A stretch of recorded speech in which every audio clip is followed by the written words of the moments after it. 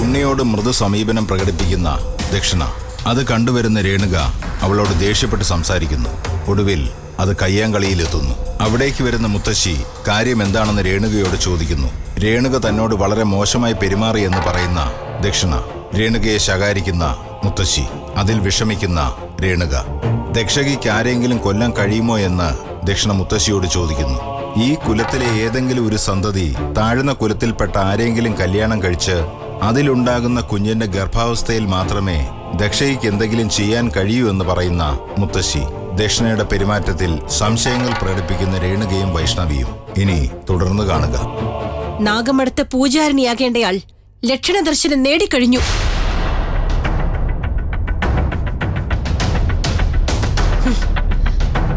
ആ ആളെ എനിക്കറിയാം.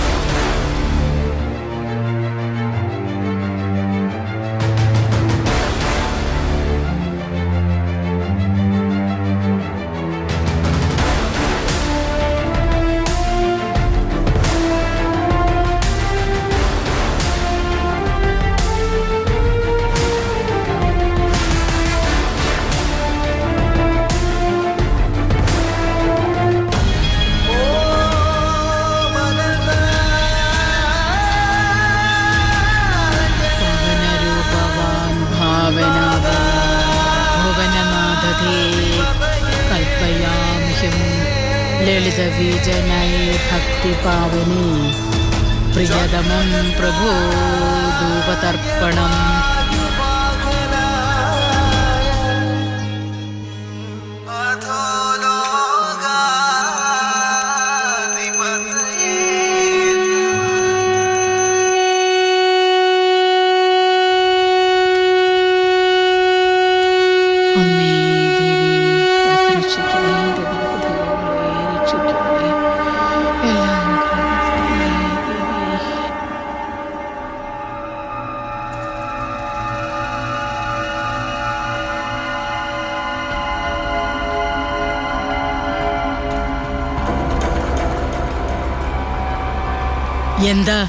എന്താ രേണു ഓടിക്കതച്ച്? മുഖത്തൊക്കെ വല്ലാത്ത പരിഭ്രമമുണ്ടല്ലോ. അത് മുത്തശ്ശി. പറയൂ കുട്ടിയെ, എന്താ?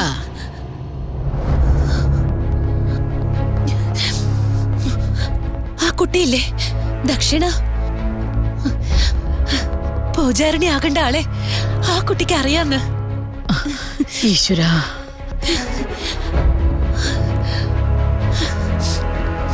സ്വപ്നദർശനം കിട്ടിയ ആളെ ആ കുട്ടിക്ക് അറിയാന്ന്. അതെയോ രേണു? എന്റെ നാഗദൈവങ്ങളെ, സത്യമാണോ ഞാനീ കേൾക്കണത്? എവിടെയാ കുട്ടി? അപ്പുറത്തുണ്ട്. അമ്മേ, നന്ദിയുണ്ട്. നാഗദൈവങ്ങളെ, ആ കുട്ടിയുടെ നെറ്റി ആദ്യം ഇത് തൊടിയിക്കണം. അതാണ് വിധി. സ്വപ്ന ദർശനം കിട്ടിയ അത് പറയും മുമ്പെയോ അതല്ലെങ്കിൽ അതറിയുന്നയാളെ അക്കാര്യം വെളിപ്പെടുത്തും മുമ്പ് ഈ മഞ്ഞൾ പ്രസാദം തൊടിയിക്കണം. ക്ഷുദ്രശക്തികൾ വിഘ്നം വരുത്താൻ എന്തും ചെയ്യാൻ തയ്യാറാവുന്ന മുഹൂർത്തമാണിത്.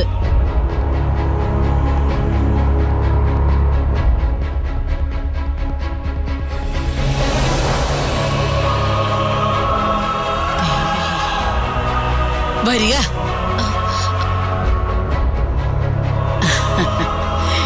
രേണു, ഇത് പിടിക്ക. മോൾ ഇങ്ങോട്ട് വരിക. ഒരു വിശേഷമുണ്ട്.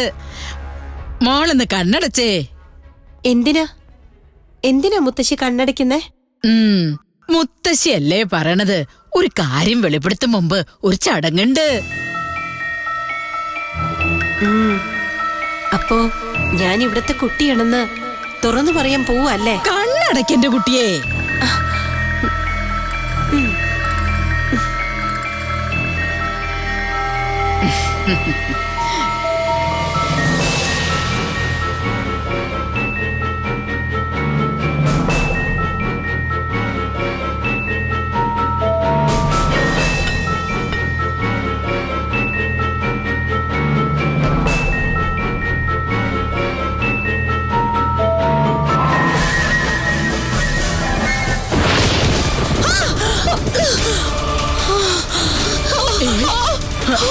എന്താ എന്ത് പറ്റി? എന്ത് പറ്റി? മോളെ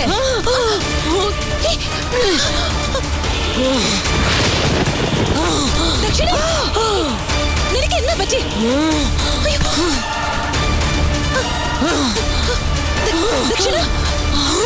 അയ്യോ മോളെ, എന്റെ ചെവി.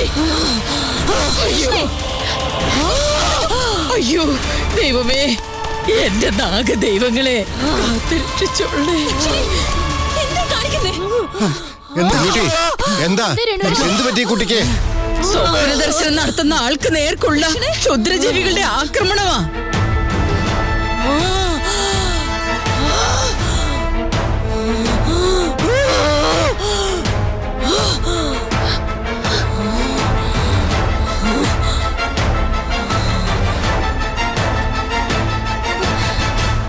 മുത്തശ്ശി, അത് ഞാൻ... ശബ്ദിക്കരുത്.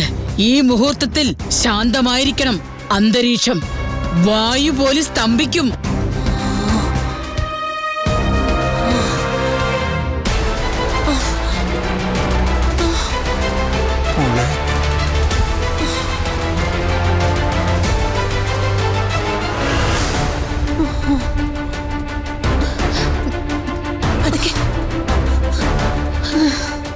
മോളെ സാരമില്ല. ലക്ഷണ ദർശനം കണ്ടയാളെ കുറിച്ച് വെളിപ്പെടുത്തും മുമ്പ് ക്ഷുദ്രജീവികൾ പ്രവർത്തിക്കുന്നതാ. സാരമില്ല കേട്ടോ.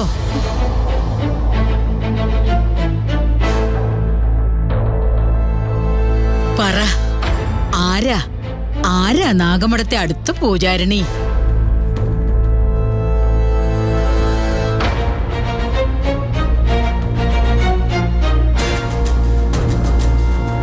ആ സ്വപ്നം കണ്ടയാളെ മോള് വെളിപ്പെടുത്ത്.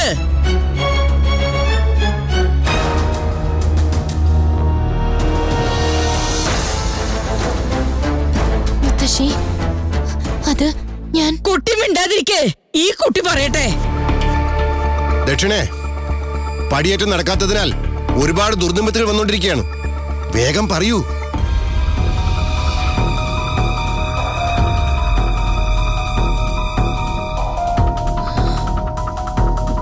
പറയാം.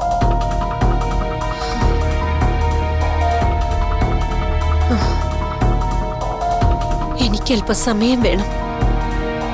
ഒന്ന് കുളിച്ച് ദേഹശുദ്ധി വരുത്തണം. എന്നിട്ട് പറയാം.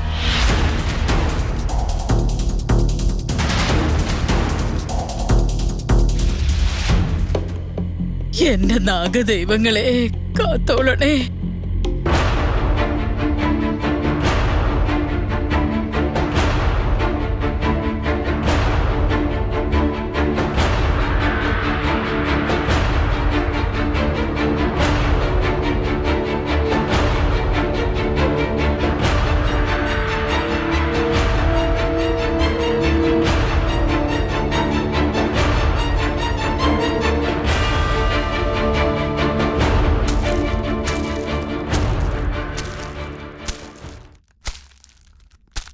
ഉണ്ണിയേട്ടൻ എവിടെയായിരുന്നു? എത്ര നേരമായി ഞാൻ അന്വേഷിച്ചു നടക്കുന്നു. ഇല്ലത്ത് കുറച്ച് സമയം മുൻപ് വിശേഷപ്പെട്ട ചില കാര്യങ്ങൾ നടന്നിരുന്നു. എന്താ ഇത്ര വേഗം ഒരു വിശേഷ പരിപാടി? നാഗമഠത്തില്ലോ അല്ലേ? വിശേഷ പരിപാടി അരങ്ങേറാൻ അത്രയ്ക്ക് സമയം വല്ലതും വേണോ? ഏത് നിമിഷവും എന്തും നടക്കും. അങ്ങനെയൊന്ന് ഇപ്പൊ സംഭവിക്കുകയും ചെയ്തു. എന്താ ഉണ്ടായെന്ന് പറ ആദ്യം. ഞാനും രേണുവിടത്തെയും തമ്മിൽ ഒന്ന് കോർത്തു. അതെന്റെ കുഴപ്പം കൊണ്ടല്ല കേട്ടോ. രേണുവിടത്തേക്ക് എന്താന്നറിയില്ല, എന്നോട് വല്ലാത്ത ദേഷ്യ. എന്നെ സംശയിക്കുന്ന വിധത്തിലേക്ക് വരെ പോകുന്നു കാര്യങ്ങൾ. എന്നെ ഒറ്റപ്പെടുത്താൻ വൈഷ്ണവിയെ കൂട്ടുപിടിച്ച് ചില പരിപാടികളൊക്കെ നടത്തുന്നു.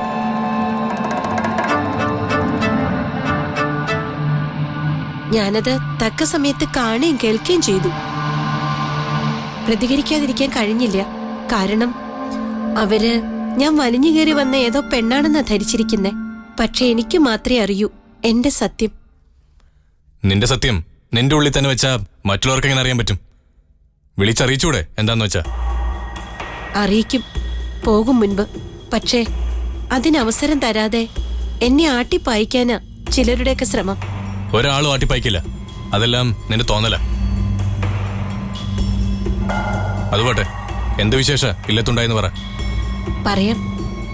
സത്യം പറയാലോ ഉണ്ണിയേട്ടാ, വൈഷ്ണവിയും രേണുവെടുത്തിയും എന്നെ സംശയിച്ച് പറഞ്ഞപ്പോ എനിക്ക് പറയേണ്ടി വന്നു. നാഗമഠത്തെ അടുത്ത പൂജാരിണിയാകാൻ വിധിക്കപ്പെട്ട ആളെ എനിക്കറിയാമെന്ന്, ലക്ഷണദർശനം കിട്ടിയ ആളെ അറിയാമെന്ന്.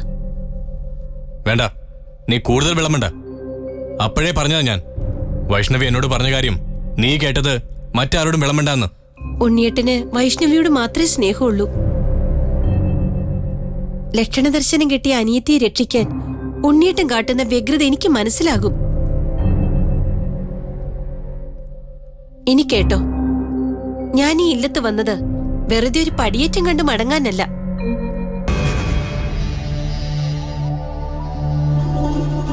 ഊരും വീടും ഇല്ലാത്ത ഞാൻ ഒരു സ്വപ്നം കണ്ടു.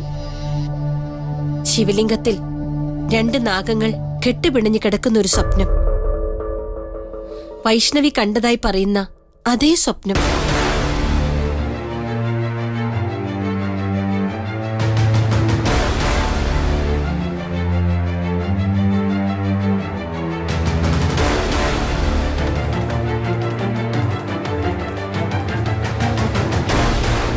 എന്റെ അമ്മ നാഗമഠത്തെക്കുറിച്ച് ഒരുപാട് പറഞ്ഞു തന്നിട്ടുണ്ട്. നാഗമഠത്തെ പൂജാരിണിയാകേണ്ട ആൾക്ക് നാഗദേവതകൾ കാണിച്ചു കൊടുക്കുന്ന ആ ദിവ്യ ദർശനത്തെപ്പറ്റി. അത് കുട്ടിക്കാലത്ത് തന്നെ ഒരുപാട് തവണ പറഞ്ഞു തന്നിട്ടുണ്ട്. ആ സ്വപ്നമാണ് ഞാൻ കണ്ടത്.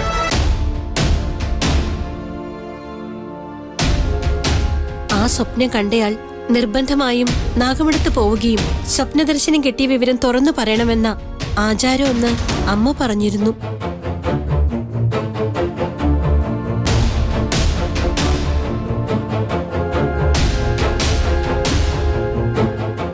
അങ്ങനെ ചെയ്യാതിരുന്നാൽ എനിക്ക് സ്വന്തക്കാരായിട്ടുള്ള ഏതെങ്കിലും ഒരു ആൺതരി, അത് അച്ഛനായാലും ഏട്ടനായാലും ആരെങ്കിലും ഉണ്ടെങ്കിൽ അവരുടെ ജീവന് ദോഷമാകുമെന്നും അമ്മ പറഞ്ഞു തന്നിട്ടുണ്ട്. അച്ഛൻ മരിച്ചു. പിന്നെ എനിക്ക് ആകെ സ്വന്തം ഒരേട്ടനാ. സ്വപ്നം കാണും മുൻപും ഈ ഇല്ലത്ത് വരും മുൻപും ഞാൻ കാണാത്ത എന്റെ ഏട്ടൻ.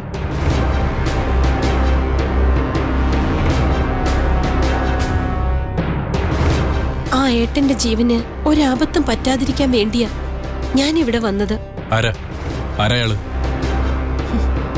എല്ലാം അറിഞ്ഞിട്ടും ഉണ്ണിയേട്ടൻ ഒന്നും അറിയില്ല എന്ന് നടിക്കുന്നു.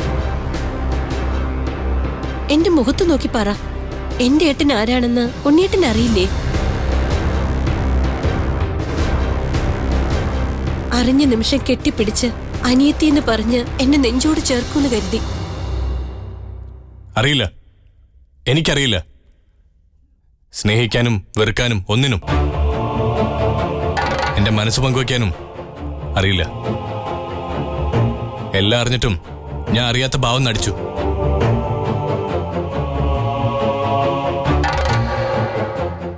വൈഷ്ണവിയുടെ രേണുവെടുത്തിയുടെ മുൻപില് സ്വപ്നദർശനം കിട്ടിയാളെ എനിക്കറിയാന്ന് പറഞ്ഞത് എന്നെ തന്നെ ഓർത്താണ്.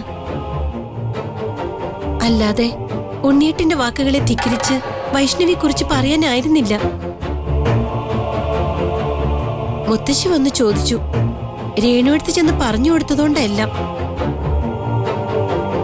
ഞാൻ ഒഴിഞ്ഞുമാറി വന്നതാ ഇങ്ങോട്ട്. ദേഹശുദ്ധി വരുത്തിയിട്ട് പറയാന്ന് പറഞ്ഞു.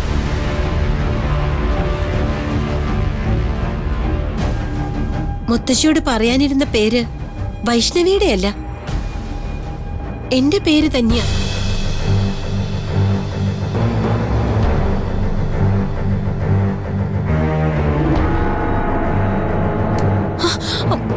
ഉണ്ണിയേട്ടാ, എന്താ ഇത്?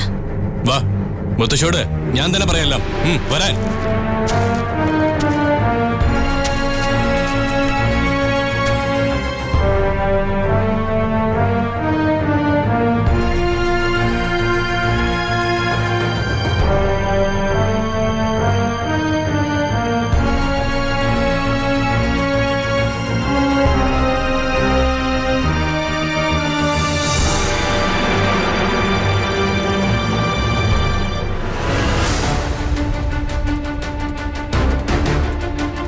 നാഗമഠത്ത് പടിയേറ്റി നടക്കാത്തതിന്റെ അനർത്ഥങ്ങളാണെന്നല്ലേ മുത്തശ്ശി പറഞ്ഞത്?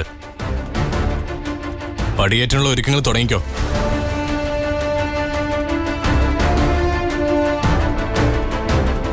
നാടും നാട്ടുകാരും അറിഞ്ഞ് ഗംഭീരമായി തന്നെ നടത്താം.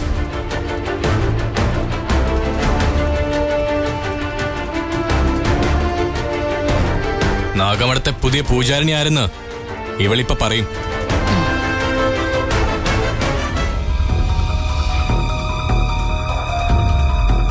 പറയും. ഈ കുട്ടി അത് സമ്മതിക്കുകയും ചെയ്തിട്ടുണ്ട്. ദേഹശുദ്ധി വരുത്തിയിട്ട് ആ കാര്യം പറയാനിരിക്ക.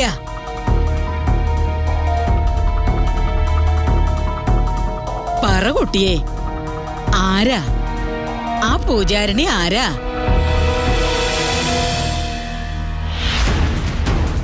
പറ കുട്ടിയെ, ആരെയാണ് സ്വപ്നം കണ്ടത്? നീ എങ്ങനെ ഇതറിഞ്ഞു? എല്ലാത്തിനും ഉത്തരം പറയേ. എന്തേ ദേഹശുദ്ധി വരുത്തിയില്ലേ? ഇവള് പറയും മുമ്പ് മുത്തശ്ശി ഒരു കാര്യം വ്യക്തമാക്കി തരണം. ഇവൾ ആരാണെന്ന് അത് ആദ്യം അറിയിക്കേ.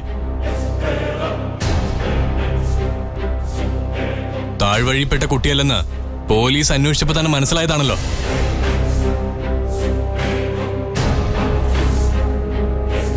ഇല്ലത്ത് വലിഞ്ഞേറി വന്ന ഏതെങ്കിലും ഒരുവൾക്ക് നാഗമഠത്തെ മുത്തശ്ശി പറയുന്ന ആചാരങ്ങളിൽ എങ്ങനെ ഇടപെടാൻ കഴിയും? അത് ആദ്യം മുത്തശ്ശി തന്നെ പറ. ഉണ്ണി വേണ്ട, മുത്തശ്ശിയെ ചോദ്യം ചെയ്യണ്ട.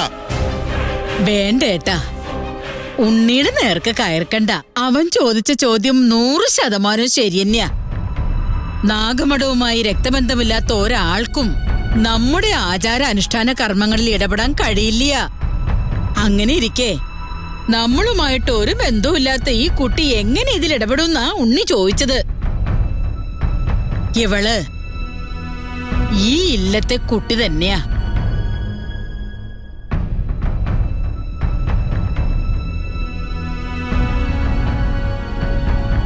എന്റെ ഉണ്ണിയുടെ അച്ഛന്റെ മകള്.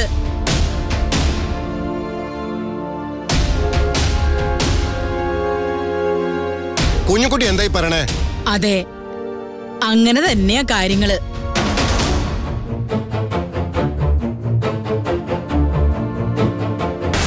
മുറജപത്തിന് വന്ന ആ മനുഷ്യൻ സദ്യവട്ടം കഴിഞ്ഞ് ഇല്ലത്തെ ഇരുളടഞ്ഞ മുറിയിൽ തളർന്നുറങ്ങിയ എന്റെ അമ്മയെ വശത്താക്കി. ഈശ്വരാ, അതിലുണ്ടായ ശാപസന്തതിയാണ് ഈ ഞാൻ. എന്താ മോളെ ഈ കഥകളൊന്നും മുമ്പേ പറയാതിരുന്നത്? കുട്ടി ഈ ഇല്ലത്തേണെന്ന് പറയുന്നത് അഭിമാനമല്ലേ? പൊന്നുപോലെ നോക്കില്ലേ ഞങ്ങള്? അറിഞ്ഞോലോ, ഈ കുട്ടി ആരാണെന്ന് എല്ലാരും അറിഞ്ഞോലോ.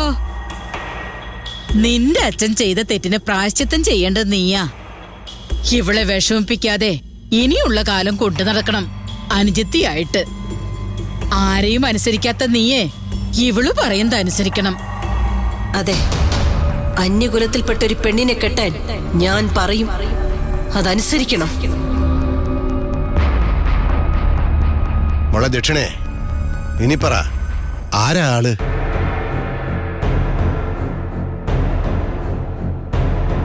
പറ കുട്ടിയെ, തിടുക്കമായി അറിയാൻ. കാലങ്ങളായുള്ള ഒരു നാടിന്റെ കാത്തിരിപ്പാ അത്. പറയൂ.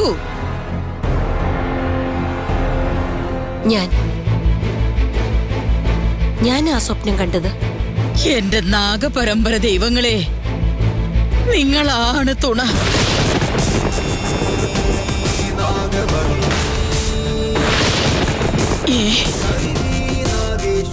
അയ്യോ,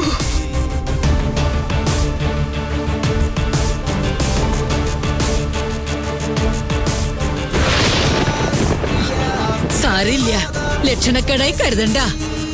ദുർമൂർത്തികൾ ചെയ്യണതാ. ദുർമൂർത്തിയിൽ ഒരു കുന്തുമില്ല.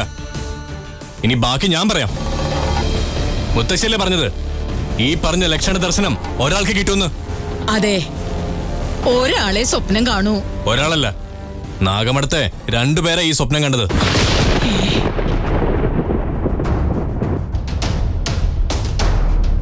എന്റെ നാഗദൈവങ്ങളെ,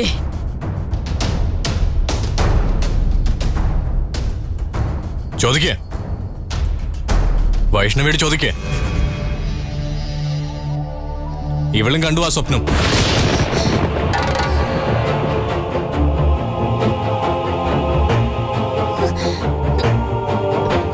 എന്റെ നാഗപരമ്പര ദൈവങ്ങളെ, ഞാൻ എന്തായി കേക്കണത്? ഇപ്പൊ മനസ്സിലായല്ലോ, എല്ലാവരും അരക്കിട്ട് ഉറപ്പിച്ചിരിക്കുന്ന ആചാരങ്ങളൊക്കെ വെറുതെയാണെന്ന്. ഉണ്ണി, അതെ, ഞാൻ പറഞ്ഞ എന്നെ ശരി. ഒരാള് മാത്രം കാണുന്ന സ്വപ്ന ദർശനം എങ്ങനെ രണ്ടുപേര് കാണും? ഉത്തരന്താ?